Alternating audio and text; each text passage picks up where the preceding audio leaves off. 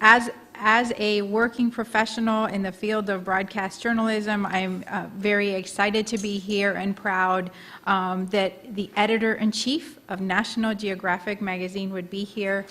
But I am also very proud of the work that's being done here at the Dr. Lillian Kopenhaver Center.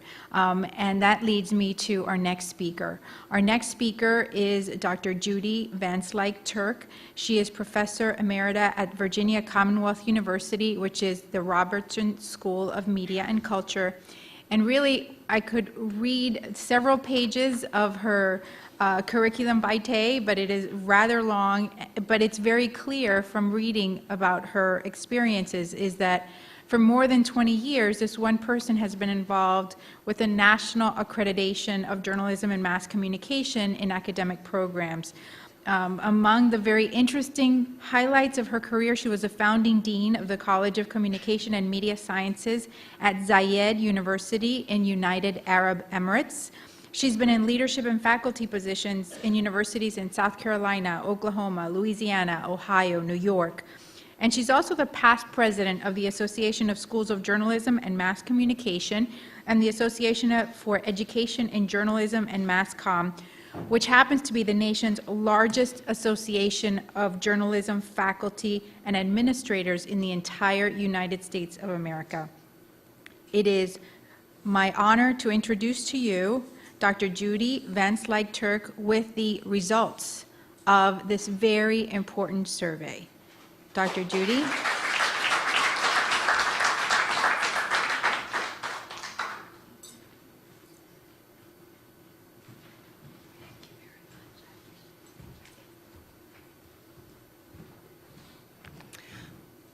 I think everybody has said how delighted they are to be here, but I have a special reason for saying that, in that this is a little bit like a homecoming for me because I was lucky enough to spend last year here as a visiting faculty member in the School of Journalism and Mass Communication. So it's nice to come back and to recognize some faces, people that I knew when I was here, and especially the faculty and staff who have welcomed me so kindly. I'm going to talk to you a little bit about the results of this survey, and let me just start with what I would consider some of the headlines. Women in communication professions are 3 times less likely than men to hold a top management position.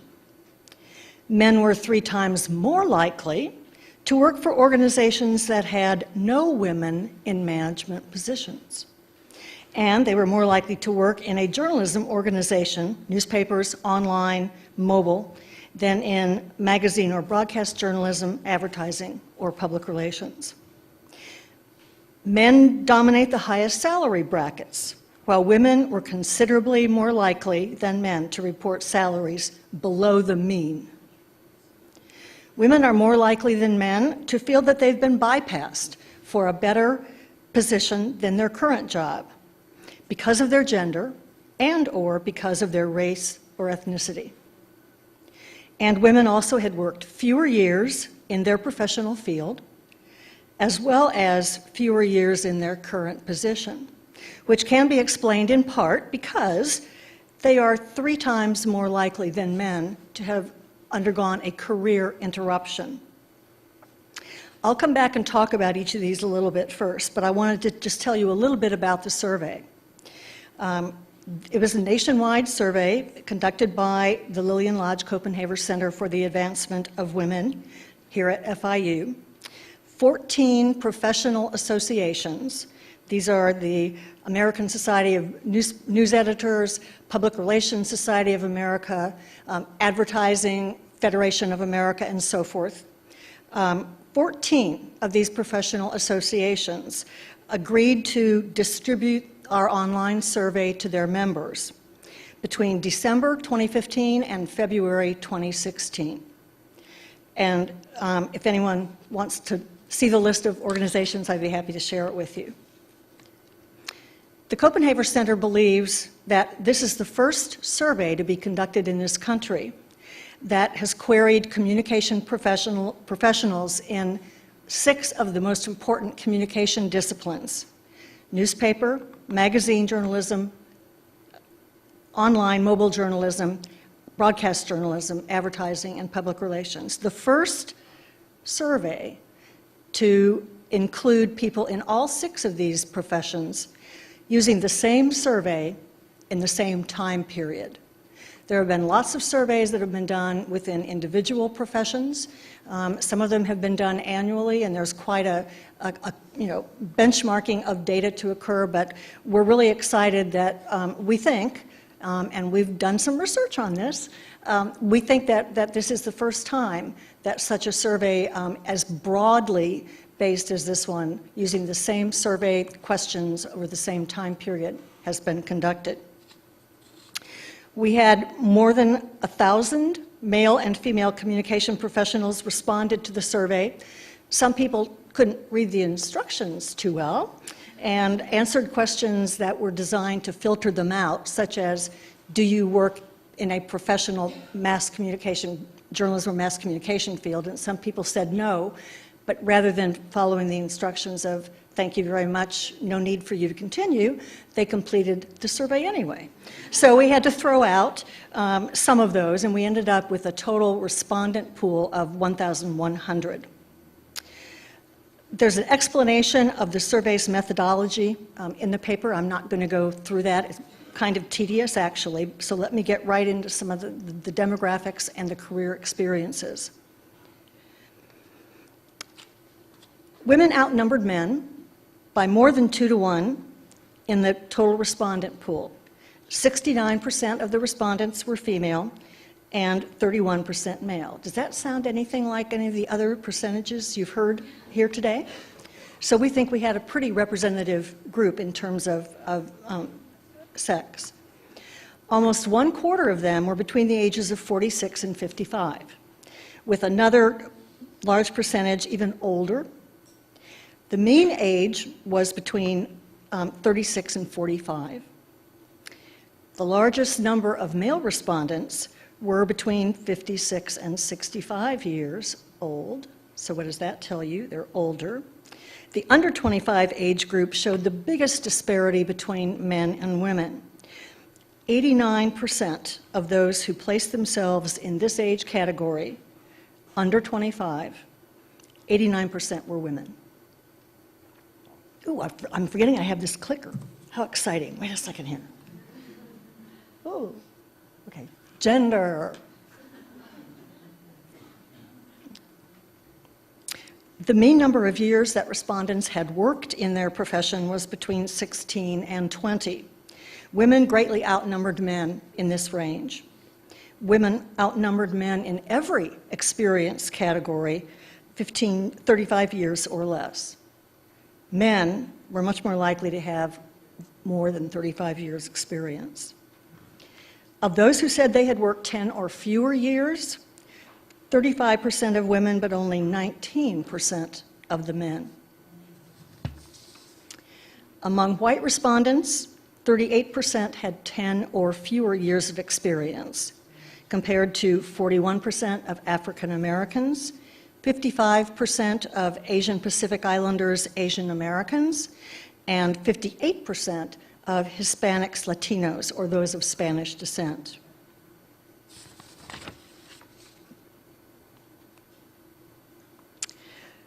More than half of all respondents said that they had worked in their current positions 5 years or less.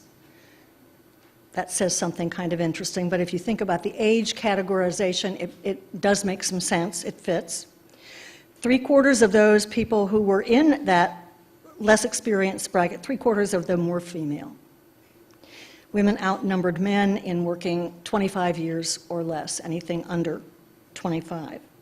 Minorities tended to have spent fewer years in their current positions than whites. Not quite half, 44% of all respondents, said they had experienced an interruption in their careers. 73% of those were women. Multiracial and African American professionals were more likely than whites to have experienced a career interruption, as were those in advertising, public relations, and magazine journalism, more likely than professionals in other fields.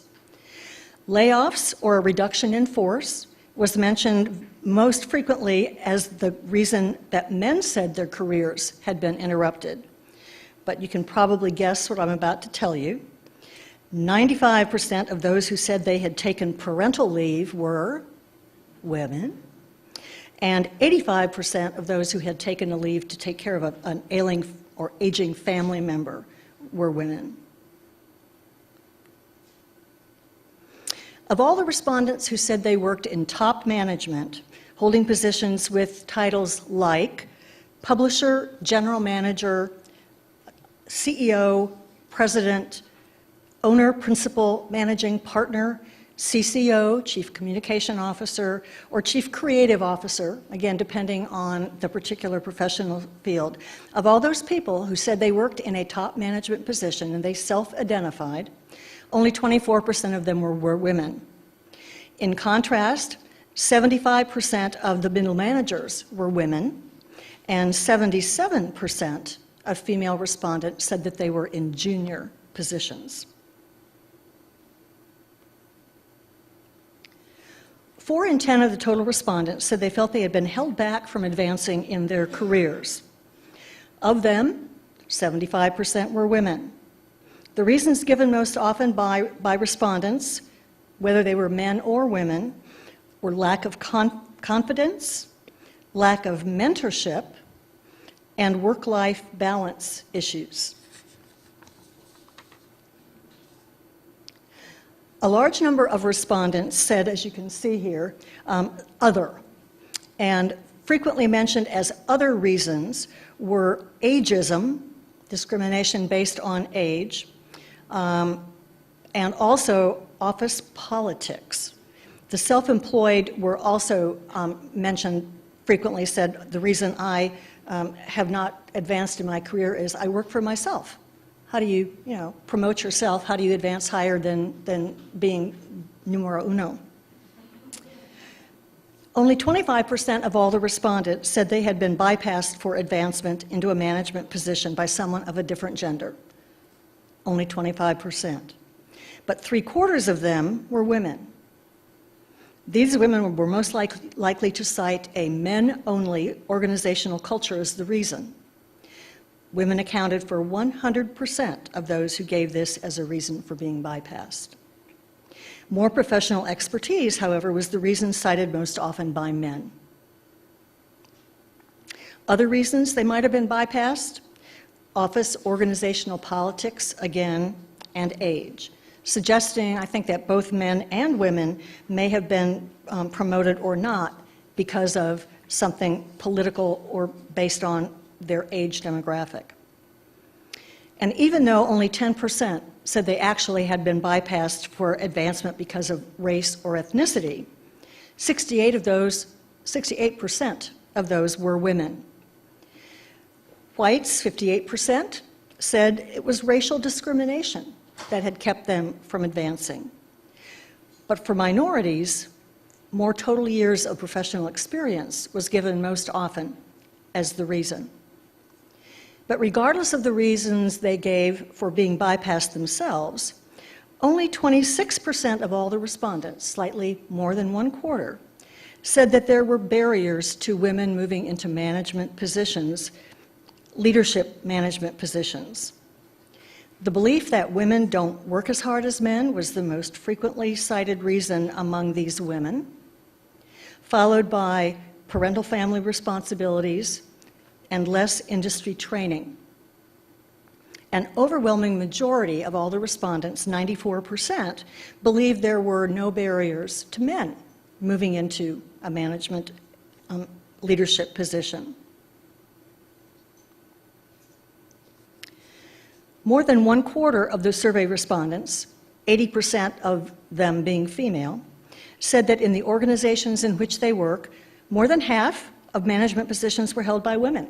That's good news. I was pleasantly pleased with that. But interestingly enough, men were more likely than women to say they worked for organizations with no women managers at all. Respondents often indicated their employers limited their upward mobility because of the organization's politics and culture.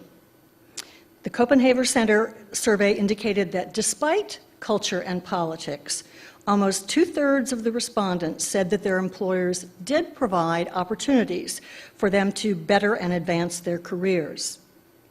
Of those, women were more likely than men, and those who worked as magazine journalists were least likely to talk about employer-provided opportunities. The career enhancement opportunities most often provided were management training, also frequently mentioned opportunities to apprentice with a manager, participating in diversity programs, and the mentoring of women. Even though 2/3 of the respondents said that their employers provided some kind of management professional development opportunity, only 47% said they had taken advantage of those. So these are of people who said their employers did provide, only actually a little bit less than half said they had personally taken advantage of this. Women were more likely than men to have participated. Professional communicators in public relations, compared with those in the other professional communication fields, were most likely. And also, whites and minorities were equally likely to have participated in these kinds of programs. Work-life balance issues contribute to job satisfaction and professional mobility. There have been lots of studies that have documented this. We explored the accommodations that employers offered, and 75% of the respondents said that their employer offered some accommodations for work-life balance. The most frequently mentioned accommodations were flexible hours and the ability to work from home. These options were most frequently offered by those in the journalism professions, less common in advertising and public relations. Mentoring emerged as an important precondition for moving into management and leadership positions. 3/4 of the respondents said they had had one or more mentors. Women were more likely to report having mentors than men, and whites were more likely than minorities. The majority of respondents said they had sought their own mentors. A relatively small number said that their employers had assigned mentors to them, while the remaining had been in a mentoring relationship with a combination of mentors that they had sought and those who had been assigned to them. These mentors played a variety of roles, with the role most often cited by respondents as someone from whom they could seek work-related advice. Another quarter said that their mentors had been role models. The biggest mentoring discrepancy between women and men was in a mentor's role as someone to ask about organizational culture and politics. 79% of the women mentioned this, 21% of the men. Men and women also differed considerably in how much they viewed their mentor as someone who introduced them to professionals of higher standing within their industry. There was a recent study by a team of researchers at New York University, the University of Pennsylvania, and the University of Haifa in Israel. And this study found that, and I think Susan referred to this earlier, when women move into occupations in large numbers, those jobs begin paying less, even after controlling for education, experience, skills, race, and geography. There was substantial evidence that employers placed a lower value on work done by women. That's reflected in salaries. We had a mean 2014 annual salary of between $75,001 and $100,000. 21% of the men and 20% of the women reported their salary in that range for the year. Sorry, skipped on. The annual salary range reported most often by women was between $25,001 and $50,000. 28% of the female respondents, compared to only 17% of the men in that category. Women were considerably more likely than men to earn less than the mean, and men dominated the highest salary brackets. Professional journalists, broadcast magazine, newspaper, and online mobile were more likely than advertising or public relations professionals to place themselves in the $25,001 to $50,000 bracket.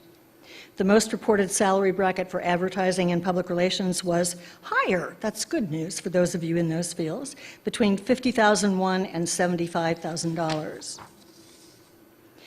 The recent research reported by that team at New York University, University of Pennsylvania, and University of Haifa demonstrated a link between level of education and salary.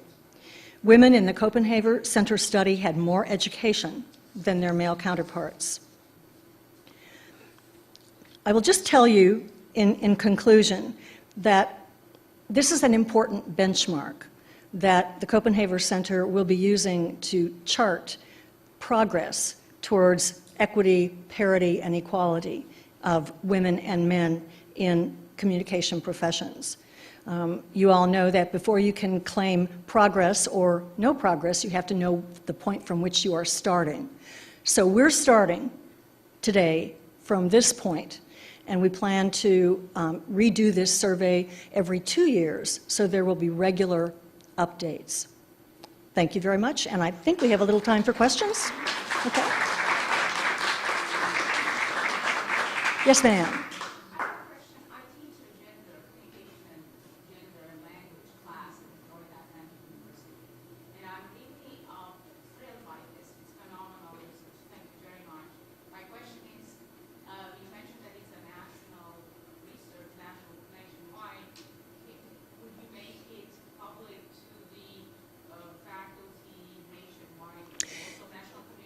It's actually going to be published on the Kopenhaver Center website later today.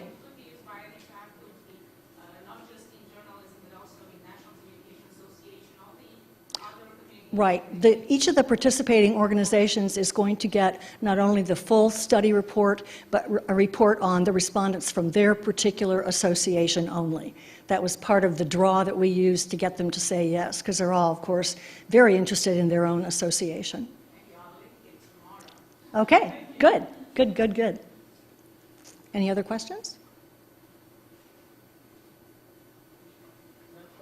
Nope, wait. Yep. What was it? Did we use the mic? No, I think you can tell I can project. Yeah, I'm a professor, I can project. Was it anything, in terms of these questions, your expectations as researchers in relation to the results, were they similar, were they different? Can you talk a little bit about the expectations of the researchers? Yeah. And I think, frankly, I was very disappointed, and I think others were as well, that there had not been more progress. I can remember surveys being done by various professional organizations. American Society of News Editors, they changed their name, does an annual survey, for instance. The broadcasters also do regular surveys, and the needle hasn't moved very much for any of those.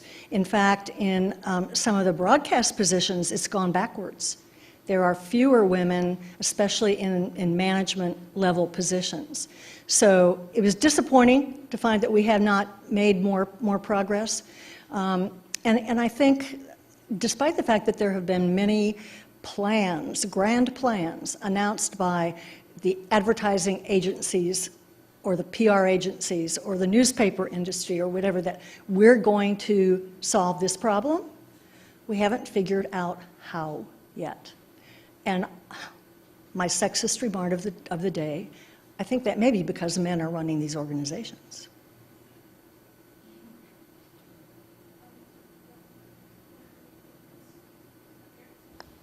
Do you think, to some extent, women have some part to play? We'll have to take some responsibility for not speaking up, because you said that, if I'm not mistaken, 40-something% of women, when they're offered a higher position, they don't accept it. Is that correct? No, or was that? They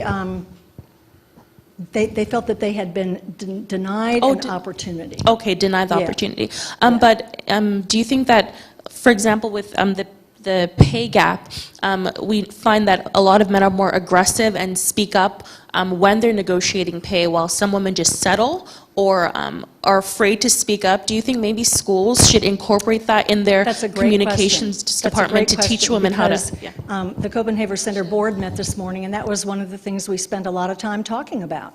How can our center here become a leader in helping students become more confident as they go into the workforce, do a better job of making it clear what their professional obligations and expectations are going to be, so that you don't just graduate with a degree and maybe an internship or two, but you graduate with much more understanding of how things work out there in the business world, and that you are better prepared to stick up for yourself and to value your worth at what it really is worth.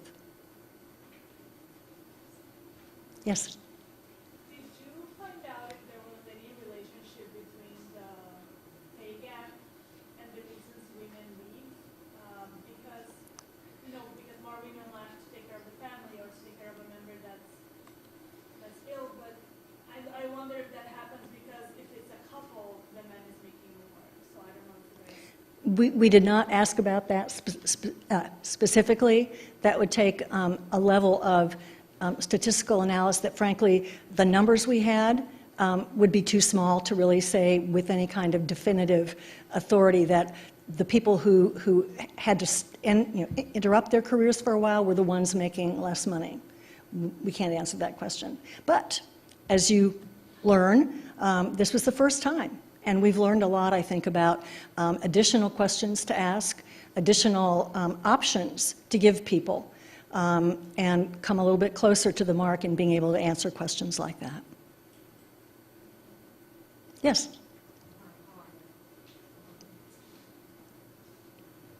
Can you hear me? Okay. So on the topic of minorities, I noticed that minorities identified at 17% and 16% in the lower end brackets of salaries, from 25,000, less than 25,000 up to 50. But then very interestingly though, you found that 16% of respondents reported an annual income of over 125,000. So what, could you expand? Was that surprising to you? Why do you think that is? And if you're doing this 2 years from now, I think the follow-up question would be, where are those folks now? Are they somewhere in the middle, or have they been able to move up the income ladder? Giving them some kind of basis for comparing where they are 2 years later than they were in the beginning. My guess is that there were very few respondents in the higher income brackets to begin with, and my guess is that they were self-employed or owners of their own firms, which would explain why they might be paid in a higher bracket than any of the people who worked for them.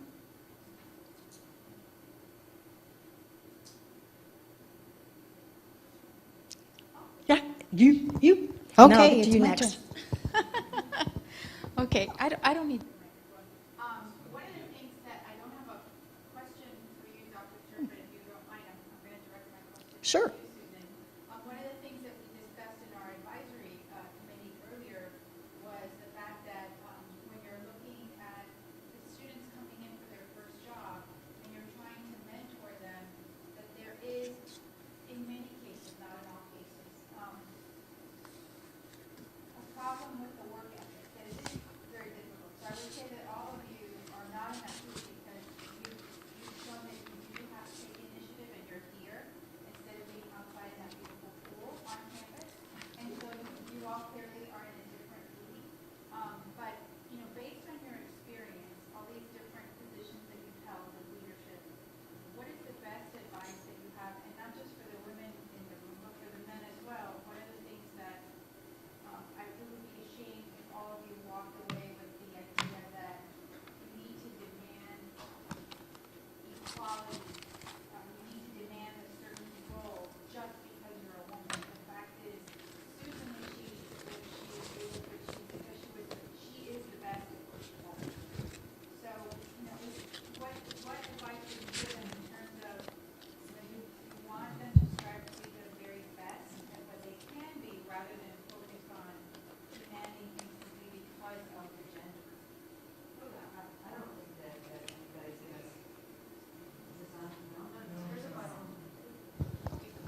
I don't think that anybody's going to get very far demanding on getting put into some position because, you know, they're a certain gender or a certain race or a certain anything.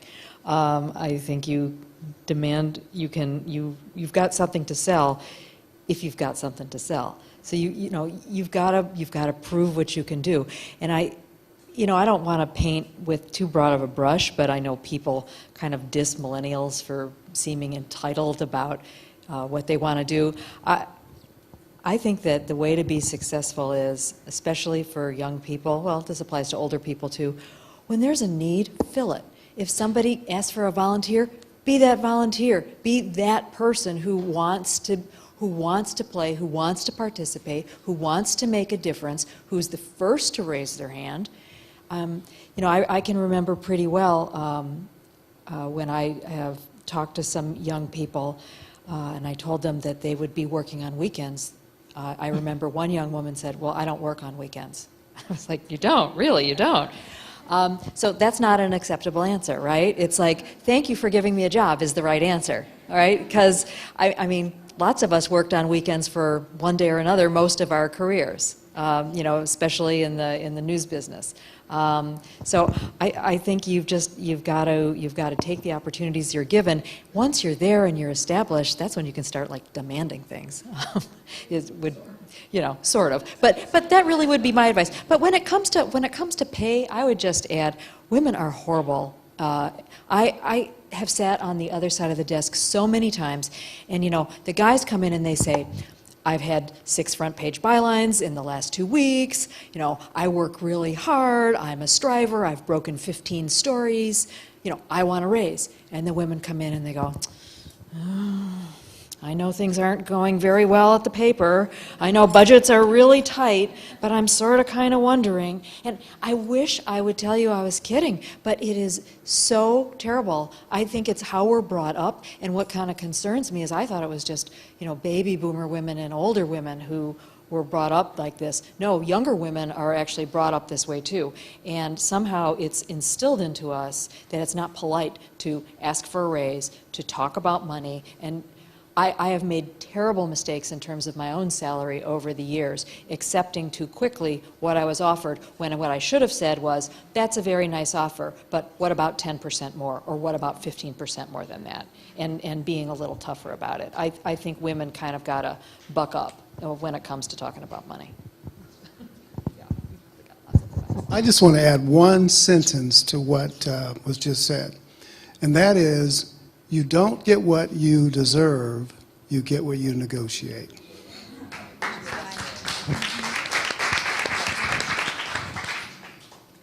You had a question?